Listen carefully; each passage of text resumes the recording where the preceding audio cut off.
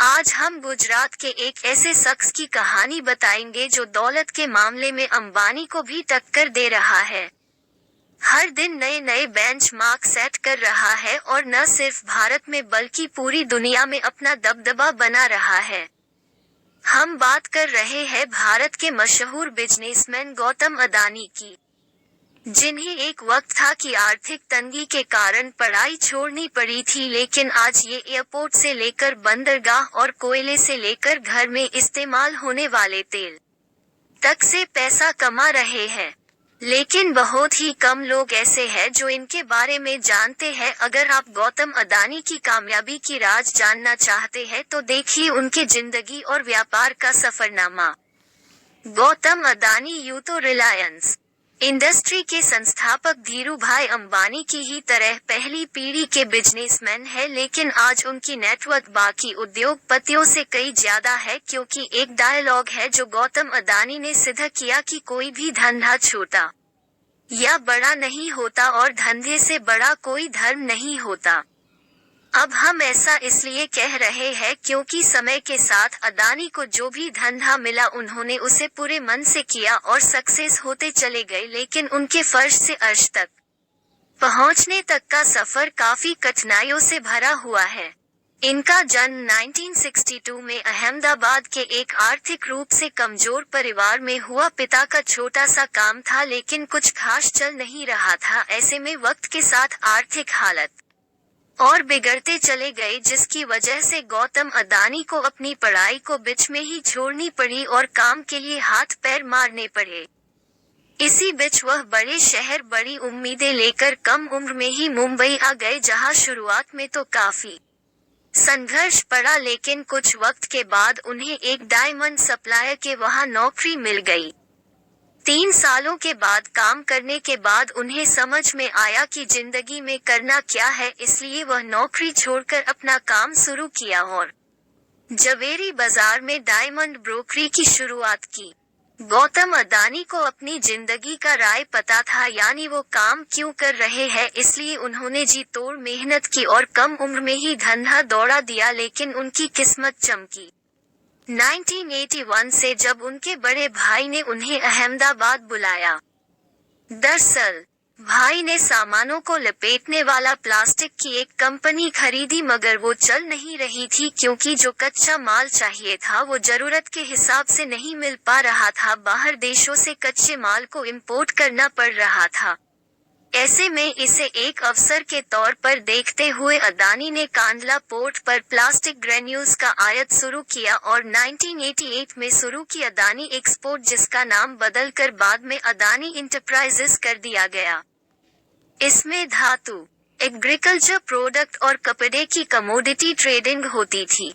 काम चल पड़ा तो कुछ ही साल में ये कंपनी और अदानी इस बिजनेस से बड़ा नाम बन गया और फिर 1994 में अदानी इंटरप्राइजेस को शेयर बाजार में लिस्ट कर दिया गया। फिर साल आया 1995 का। ये वो साल था जिसने आज उनके इस मुकाम तक पहुंचने की नींव रखी, क्योंकि इस वक्त गुजरात सरकार पोर्ट डेवलपमेंट के लिए प्राइवेट कंपनी की तलाश कर रही थी। ऐसे में जैसे ही ये खबर अदानी तक पहुंची, उन्हें कमाई का एक और सोर्स नजर आया, इसलिए उन्होंने गुजरात के सबसे बड़े बंदरगाह मुंद्रा पोर्ट को ही खरीद लिया। मुंद्रा पोर्ट को खरीदने के बाद 1998 में गौतम अदानी ने अदानी पोर्ट्स और लॉजिस्टिक्स कंपनी की शुरुआत की।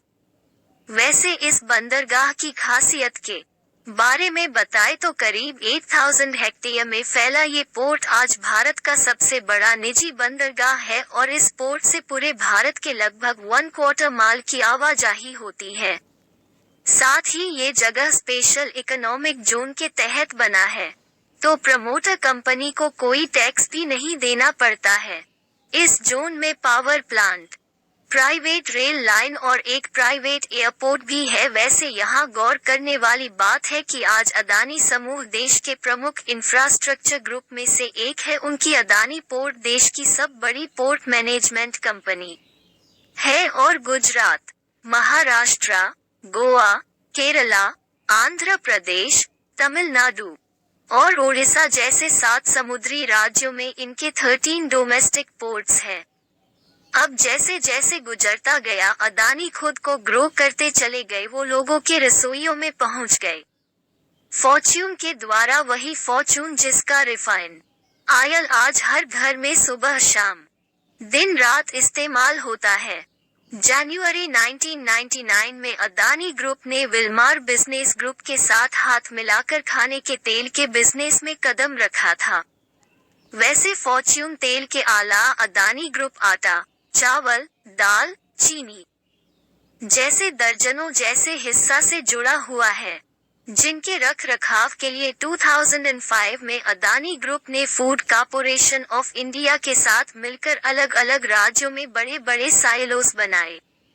साइलोस वो चीज होती है जिसमें बड़े पैमाने पर अनाज को रखा जाता है। साइलोस के कनेक्टिविटी के लिए अदानी ग्रुप ने नीचे रेल लाइन भी बनाई ताकि अनाज को लाने और ले जाने में आसानी हो।